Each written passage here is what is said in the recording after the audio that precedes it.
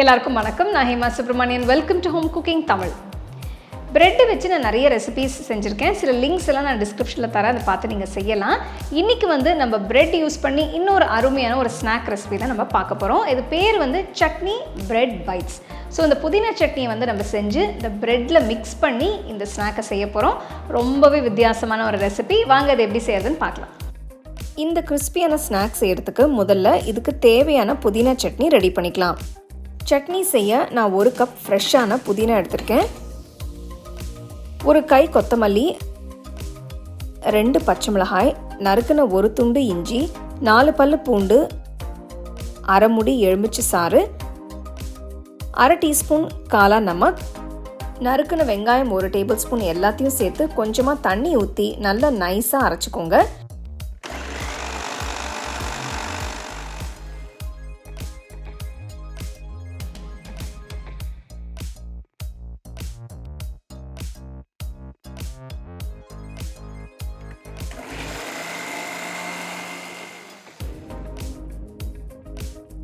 Chutney ready ஆயிடுச்சு.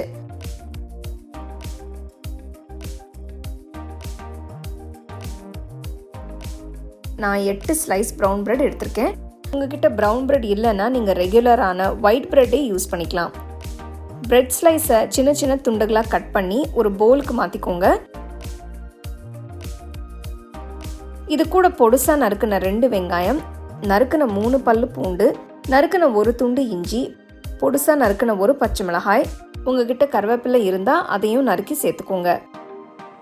அரை teaspoon chat masala தூள், 1 டீஸ்பூன் சீரகத்தூளும் சேர்த்து நல்லா மிக்ஸ் பண்ணுங்க.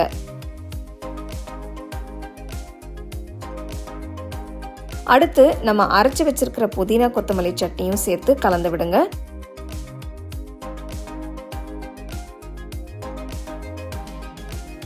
சட்னி பிரெட் கூட நல்லா மிக்ஸ் ஆயிடுச்சு. இப்போ கொஞ்சம் கடலை மாவு சேர்த்து கலந்துக்கலாம். 1 கப் கடலை மாவு, 1/4 கப் அரிசி மாவு சேர்த்து நல்லா கையால் பிசைஞ்சுக்கோங்க.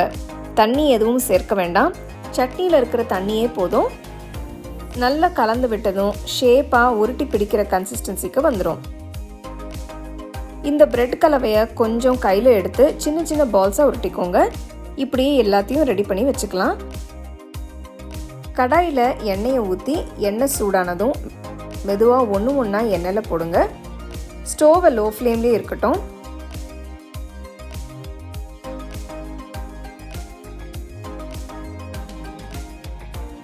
எல்லா பக்கமும் நல்லா வெந்து கோல்டன் ப்ரௌன் கலருக்கு வந்ததும் எண்ணெயிலேருந்து எடுத்துட்டு சூடாக பரிமாறுங்க.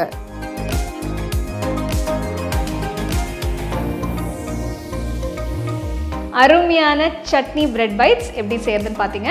ஸோ இது ஒரு டிஃப்ரெண்ட்டான ஸ்நாக் ரெசிபின்னு சொல்லலாம். நீங்கள் செஞ்ச உடனே சூடாக கொஞ்சம் டொமேட்டோ கெச்சப் இல்லைனா மேயோனைஸ் வச்சு நீங்கள் சர்வ் பண்ணிங்கன்னா அருமையாக இருக்கும்.